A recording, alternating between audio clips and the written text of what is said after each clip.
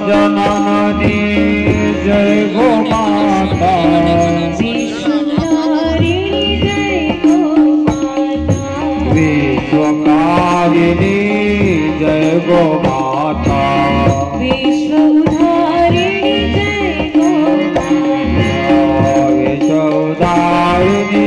जय गो माता, जय गो माता, जय गो माता, जय गो माता, जय गो माता,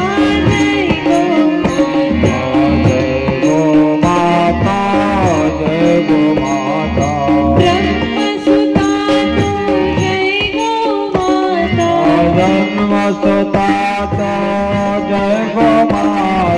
ब्रह्मसुता जय गो माता, ब्रह्मसुता जय गो माता, जगत जननी जय गो माता, जगत जननी जय गो माता, जगत जननी जय गो माता, जगत जननी जय गो माता, जय गो माता, जय गो माता,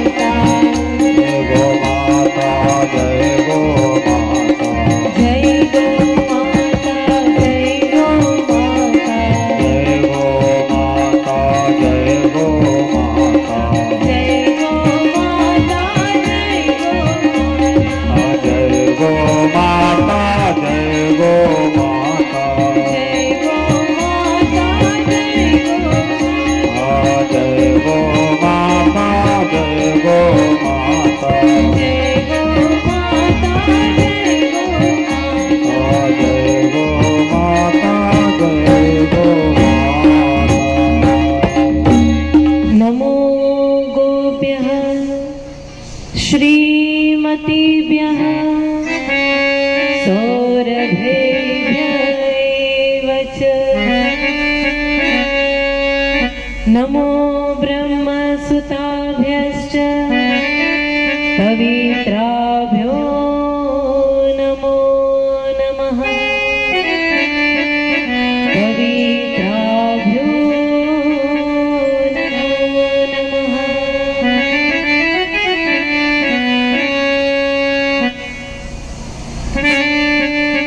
जगत जननी माँ सुरभि देवी के श्री चरणों में प्रणाम।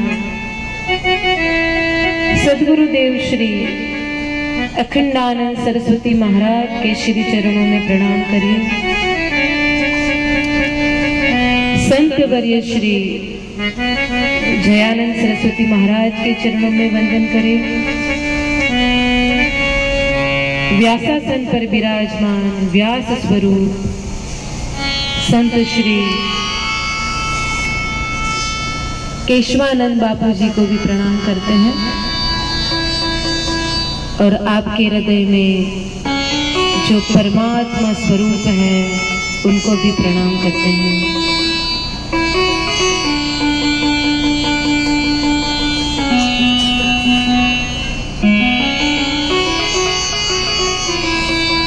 अगर भगवान का दर्शन करना है ना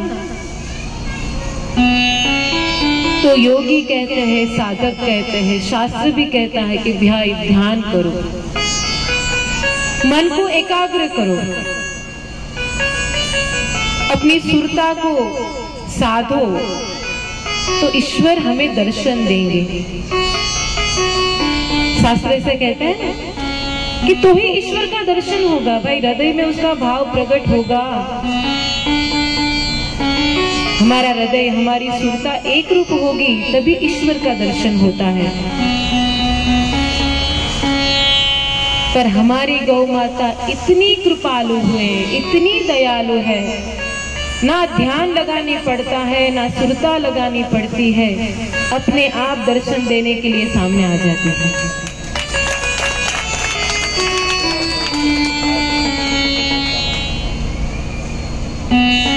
और संत तो वहां तक कहते हैं कि अगर उनकी सेवा हो जाए हृदय से, प्यार से,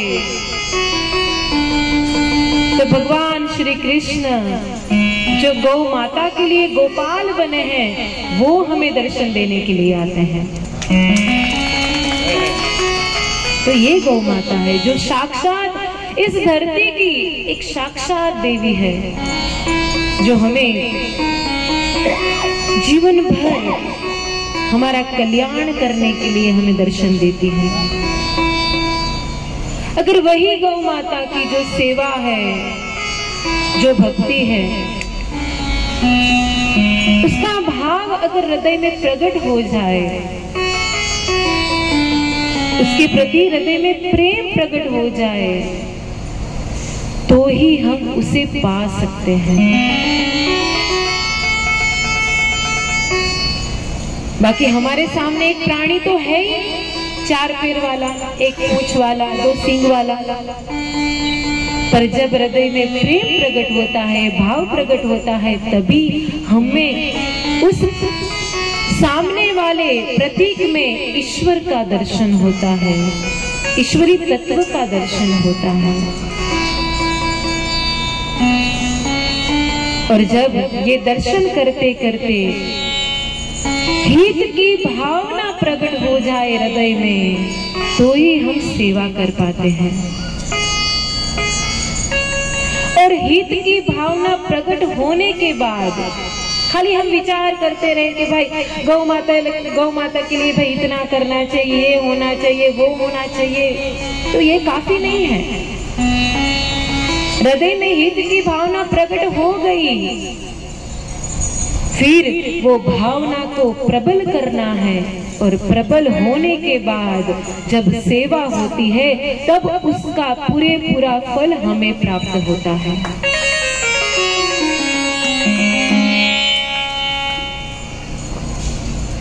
भगवान राम सीता जी की खोज में वन में गए थे, पता है ना सबको कि नहीं पता है? सीता जी की खोज करने के लिए भगवान राम वन में गए, तो सर्वप्रथम उनको कौन मिला? गीधराज मिले सर्वप्रथम उनको, और ऐसी हालत में थे कि भाई अभी प्राण छूट जाएंगे, मरण अवस्था में थी। तभी भगवान राम ने जल्दी से उनको अपनी गोद में लिया, उनका जो सिर था भगवान ने अपनी गोद में रखा। अंतिम श्वास थे गीधराज के। तभी भगवान राम ने उन पर कृपा करके उनको परम गति देनी चाहिए। तभी गीधराज भगवान जी को कहते कि भगवान रुक जाइए, मैं एक अधम पक्षी हूँ, मैंने तो ऐसा कोई कर्म नहीं किया कि आप मेरे पर इतनी कृपा कर रहे हो। तब भगवान ने कहा कि गीधराज, आप कुछ करें और मैं कृपा करूं, ऐसा होता ही नहीं। आपने ऐसा कर्म किया है इसलिए आपको ये कृपा मिल रही है, मैं तो कुछ करता ही नहीं हूँ, जो किया है वो आपने किया है।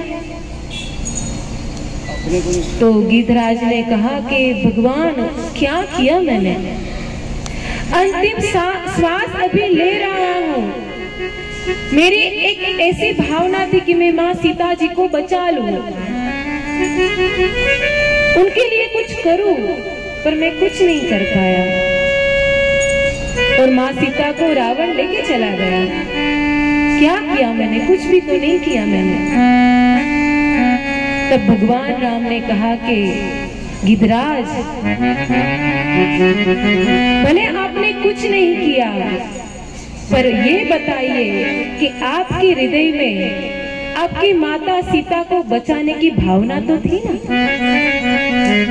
उसके लिए आपने प्रयत्न तो किया था ना? अंतिम श्वास तक आपने प्रयत्न किया, खाली भावना करके छोड़ नहीं दिया है। अपने पंख कट गए, रावण ने आपके पंख काट दिए, तो भी आपने कोशिश की कि मैं मेरी माँ को बचा लूं। तो आपकी जो हित की भावना प्रबल थी, उस भावना के कारण आपको ये कृपा मिल रही है। वैसे ही गौ भक्त राजा दिलीप कथा आएगी, वक्ता श्री आपको कहेंगे बहुत बड़ी कथा है ये, पर इसी कथा, ये कथा का भी अंतिम चरण यही है कि जब गौ माता ने राजा दिलीप की परीक्षा की, तब परीक्षा के समय एक सिंह जो गौ माता को मार रहा था, खाने के लिए उसके ऊपर खड़ा था, तब राजा दिलीप ने कहा कि मेरी माता को छोड़ दो, खाना है तो मुझको खा लो, तो मेरी गौ माता को छोड़ दो। तो सिंह ने कहा, अरे राजन, कैसा आदमी है तू? तू एक राजा है, तेरा परिवार है, और एक ऐसे तुच्छ प्राणी के लिए तू अपनी जान गंवा रहा है, वापिस चला जा। तो राजा ने कहा, नहीं सिंहराज, ये मेरी माँ है, मेरा गुरुजी का आशीर्वाद है, इनके लिए अगर मेरा प्राण भी चला जाए तो मेरे लिए कुछ भी नहीं है, आप मुझे खा लो पर मेरी गौ माता को छोड़ दो। तभी सिंह ने इसे कहा कि ठीक है, तेरी ये इच्छा है तो ठीक है, तू समर्पित हो जा। तो राजा दिलीप आंख बंद करके सिंह के चरण में पड़े। थोड़ी देर के बाद देखा तो ना सिंह का आवाज आ रहा है, ना गौ माता की आवाज आ रही है। आंख खोल के देखा तो सामने गौ माता खड़ी है, सिंह भी नहीं है, कोई भी नहीं है, गौ माता भी ठीक ठाक खड़ी है। तभी गौ माता ने कहा कि राजन, ये तो मैंने तेरी परीक्षा ली कि तेरे हृदय में जो भावना है, जो हित की भावना है, वो कितनी प्रबल है। तो अब तक तो मेरी सेवा कर रहा था, पर तेरी सेवा में तेरी जो भावना है वो कितनी प्रबल है, बस यही देखना था। और ये हित की भावना प्रबल हुई, और ये प्रबलता के कारण उसे गौ माता की कृपा मिली। और कृपा तो मिली, कैसे कृपा मिली कि उसके घर में एक प्रताप पुत्र का जन्म हुआ। तो कहने का अर्थ यही है कि गौ कथा हम सुन रहे हैं, हमारे हृदय में प्रेम भी है गौ माता के प्रति, पर वो प्रेम कितना प्रबल है, ये महत्व की बात है। पूज्य दयानंद बापू ने कहा ना कि भाई आप यहाँ पे आ रहे हो गौशाला में, तो आप सेवा कीजिए, और ऐसी सेवा कीजिए जो आपके हृदय को पसंद आए। आप जिसको अच्छा मान रहे हो उस हिसाब से सेवा कीजिए। और उन्होंने बताया भी कि वे कैसे सेवा की जाए। एडोप भी कर सकते हैं, अपने शरीर से भी सेवा कर सकते हैं, धन से भी सेवा कर सकते हैं, पर ये सेवा करते करते महत्व की बात यह है कि हमारी जो भावना है वो प्रबल होनी चाहिए, तो ही हम हमारी सेवा का पूरा फल प्राप्त होगा। तो ये गौ कथा चल रही है, आप बराबर से सुनोगे भी, पर ऐसे सुनिए कि आपकी जो सेवा का भाव हो वो प्रबल हो। तो इसी के साथ हम हमारी वाणी को विराम देते हैं।